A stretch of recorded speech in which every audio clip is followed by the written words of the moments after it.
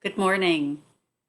Welcome to a time of morning devotions on this Saturday in September, this last Saturday of official summer in September.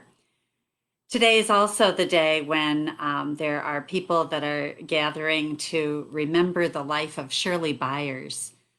Shirley was active for years in mission in the former Troy Conference and then the Upper New York Conference, and just a beautiful, beautiful soul that helped others to live into mission and to get excited about mission.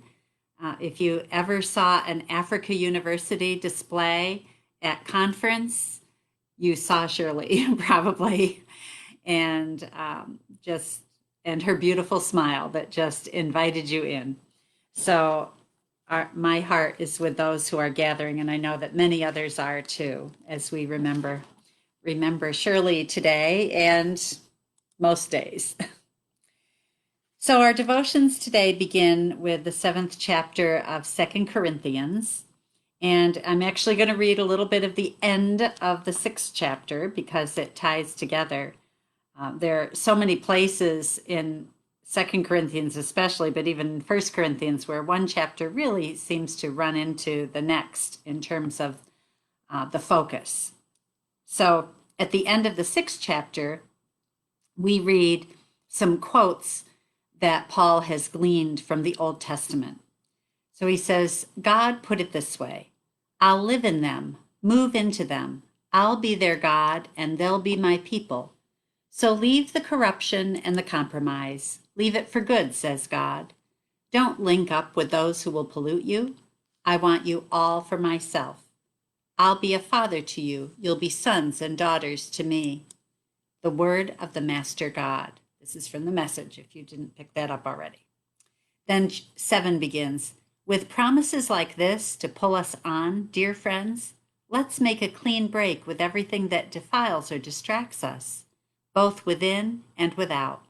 Let's make our entire lives fit and holy temples for the worship of God. Trust us. We've never hurt a soul, never exploited or taken advantage of anyone. Don't think I'm finding fault with you. I told you earlier that I'm with you all the way, no matter what. I have, in fact, the greatest confidence in you. If you only knew how proud I am of you. I am overwhelmed with joy despite all our troubles. When we arrived in Macedonia province, we couldn't settle down. The fights in the church and the fears in our hearts kept us on pins and needles. We couldn't relax because we didn't know how it would turn out.